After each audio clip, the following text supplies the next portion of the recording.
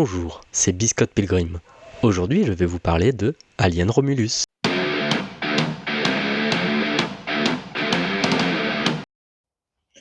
La saga Alien a débuté en 1979 avec le film de Ridley Scott. À la frontière entre le fantastique et la science-fiction, il a surtout bouleversé notre manière de voir les entités extraterrestres au cinéma avec la création du design de Jigger, une espèce de créature organique complètement dérangeante et qui a encore une fois balayé tous les designs d'aliens qui ressemblaient auparavant à Roswell, qui était plus dans ce truc humanoïde, quoi. Ce qui était très fort dans cette saga Alien, c'est que il y a tous les éléments pour faire des nanars. En réalité, c'est très facile de faire un film fantastique gore pourri. C'est vraiment les bases des nanars, surtout à cette époque-là, et de la science-fiction pourrie aussi. Et il a réussi à élever ça en termes de sommet du cinéma. Le premier Alien, c'est un authentique chef-d'œuvre et ça fait partie des classiques du cinéma. Ne serait-ce que, enfin, et exclusivement, quasiment dans ses designs, dans sa mise en scène. Enfin, c'est vraiment ce qu'on appelle, entre guillemets, du grand cinéma, quoi. La grande force de la saga, c'est qu'elle a réussi à se renouveler tout au long des épisodes, du moins jusqu'en 97, avec à chaque fois un cinéaste qui s'appropriait le film et donnait son style pour proposer sa version. On a eu donc en 86 Aliens de James Cameron, plutôt orienté vers l'action. Alien 3, premier film de David Fincher, qui est plus ou moins décrit, en tout cas même par son auteur, mais que j'aime beaucoup. Ça se passe dans une prison, il y a un côté christique et tout, et vraiment c'est un film tout à fait recommandable. Et ça réinjectait des nouveaux designs et tout. Il y avait une volonté encore de renouveler la saga, même si bon, le film est décrié. Pareil pour Alien la Résurrection, que j'aime beaucoup. C'est un pur comic book movie de Jean-Pierre Jeunet en 97, et c'est un pur comic book movie. Ça vire dans le graphisme. Il y a cette fois-ci un peu plus de second degré, et on est beaucoup moins en tout cas dans la sphère horrifique. Mais ça a renouvelé la saga, en tout cas c'était pas dans la redite. Par la suite, il y a eu Alien versus Predator, il me semble en premier, oui, bon, de Paul Wes Anderson, qui est absolument je l'ai pas vu. Mais j'ai vu beaucoup de films de Paul Anderson, j'ai pas vu Alien versus Predator.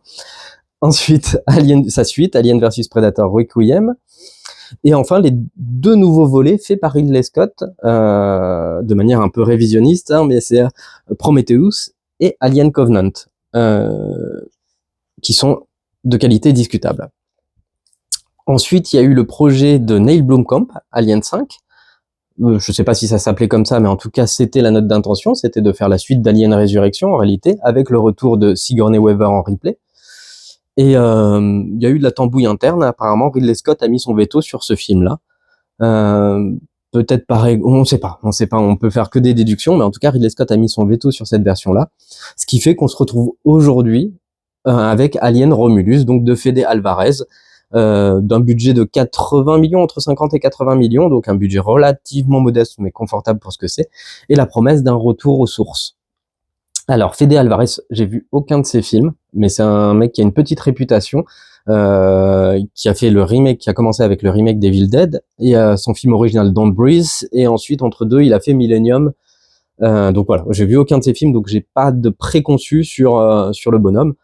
On peut avoir des indices quand même sur ce qu'on a entendu, etc. Mais encore une fois, moi, j'ai pas de ressenti subjectif sur le bonhomme, j'ai pas vu ses films. Alors, la note d'intention de Fede Alvarez, elle est hyper claire, c'était de revenir aux sources, en fait, de prendre un peu tout ce qu'il a aimé dans Alien et le réinjecter dans un film, dans un film un peu révérend, un peu fan, avec tout ce que ça implique de danger, en fait, puisqu'il faut que le film puisse exister en lui-même. Enfin, qu'est-ce que le film a proposé, en sachant que c'est un peu la mode, hein, de revenir sur toutes ces sagas qui ont bercé les années 80, 90. Et que c'est pas toujours réussi, c'est souvent pas joyeux, et le risque c'est de tomber dans le fanservice, quoi.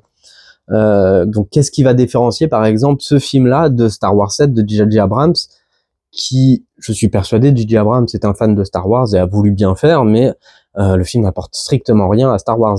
Donc qu'est-ce que Fede Alvarez a apporté en plus?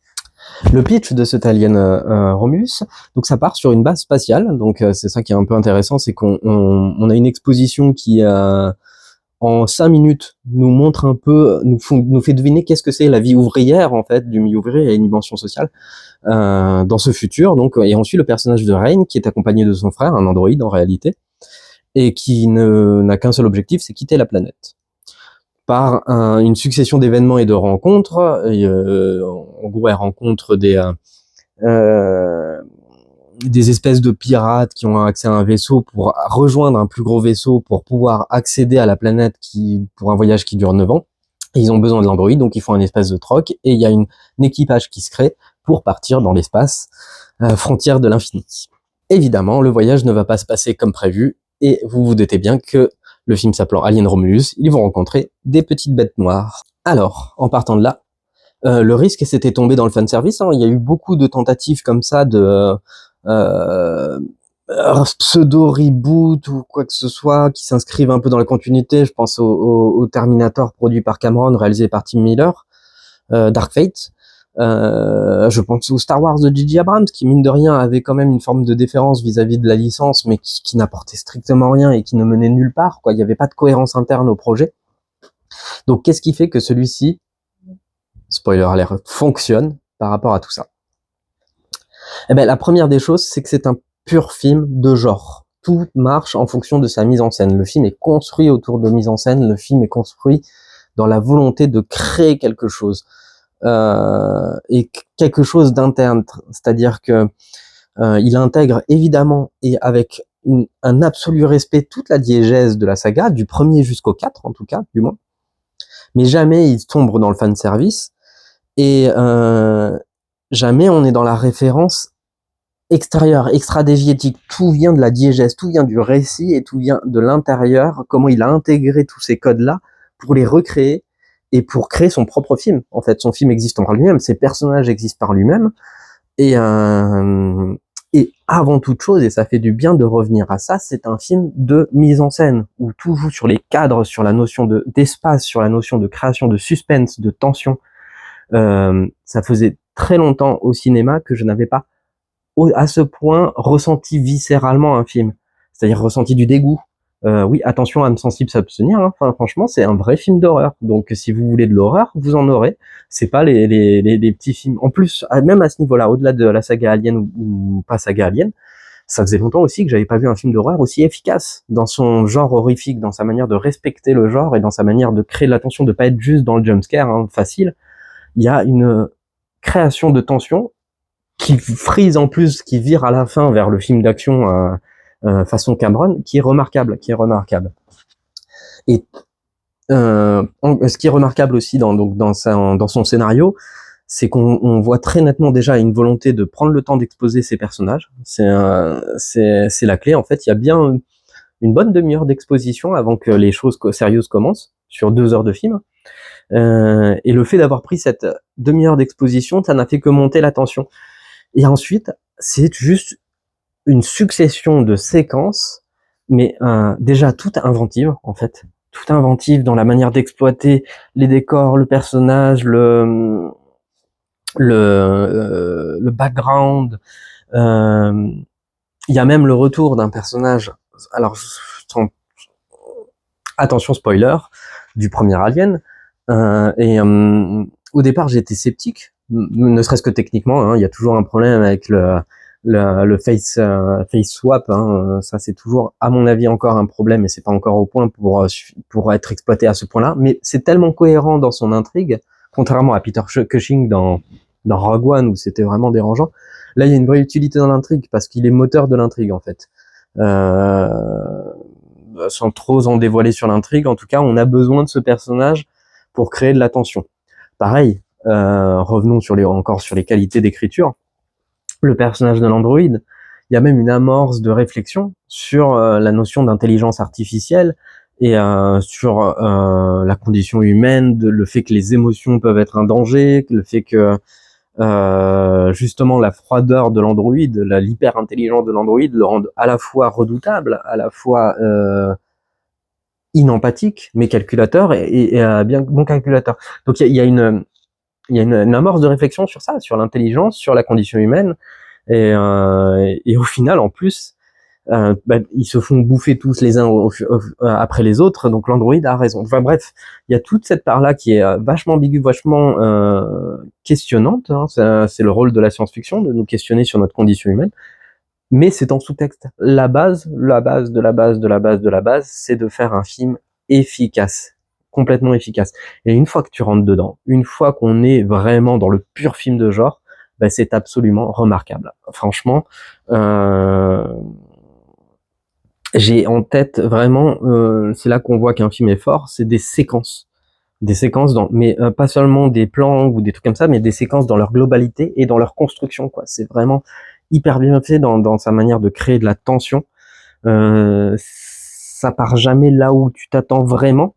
Ça t'emmène dans des directions, ça exploite à mort tout l'univers d'Alien, tous les codes. Il y a une scène. Alors attention, je spoil un peu, mais il y a une scène où ils exploitent l'acide, par exemple, des aliens et la gravité zéro. Donc ça m'a rappelé la seule vraie bonne scène du Monde perdu de Steven Spielberg. Mais c'est sur la verticalisation de l'espace, sur la manière de gérer l'espace différemment. Et tout ça, c'est que des idées de mise en scène. C'est comment on va exploiter, on est dans un huis clos, comment on va renouveler, pas juste être dans un jeu de cache-cache, en fait, c'est le risque, hein, quand on est dans un huis clos comme ça, dans un vaisseau spatial. On n'est pas juste dans un jeu de cache-cache, c'est presque un peu à la McTiernan et tout. Dans la manière de gérer l'espace, de se repérer un peu et de savoir dans quel déroulé, enfin, ça rappelle, on est vraiment, sans être dans la citation justement, mais on est vraiment dans la digne continuité de ce qui a pu être fait sur Die Hard, où c'est vous savez, ces films où qui sont dans des espaces clos, ou le premier Alien, hein, notamment, et tout est joué sur des trajectoires. Il y a un côté évidemment jeu vidéo avec une quête, mais c'est juste hyper efficace quand on se prend au jeu, et quand on se prend au jeu, franchement, on en prend vraiment plein la gueule, quoi.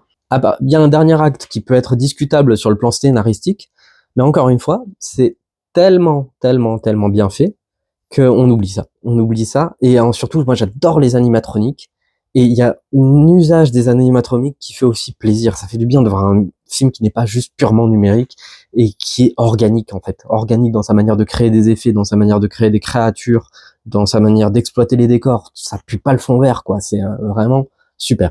Sur ça, à ce niveau-là, c'est vraiment super. Donc, il y a vraiment un soin à apporter, et vraiment un soin à apporter à la réalisation, quoi, du film. Et ça, c'est absolument réconfortant, en fait, dans un univers où la mise en scène tend à passer au second plan. Bref, au-delà d'être une simple réussite, Alien Romulus fait figure d'exemple à l'heure de l'exploitation des licences, de comment on peut finalement revenir en arrière.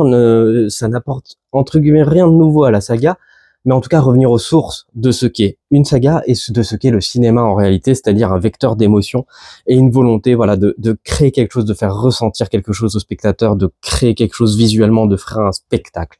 Et là, ça fait hyper plaisir, et ça vient évidemment de la nouvelle génération. Donc bravo à Fede Alvarez, et je suivrai absolument ses prochains films. Si ça doit être une suite de ce Romulus, pourquoi pas, mais moi j'aimerais en tout cas voir d'autres films de Fede Alvarez. Je suis content d'avoir découvert ce cinéaste, et en tout cas c'est que du bonheur. Donc je vous recommande Alien Romulus 10 fois, si vous aimez, attention, à condition d'aimer l'horreur, d'aimer vous faire peur, d'aimer le cinéma un peu organique, un peu.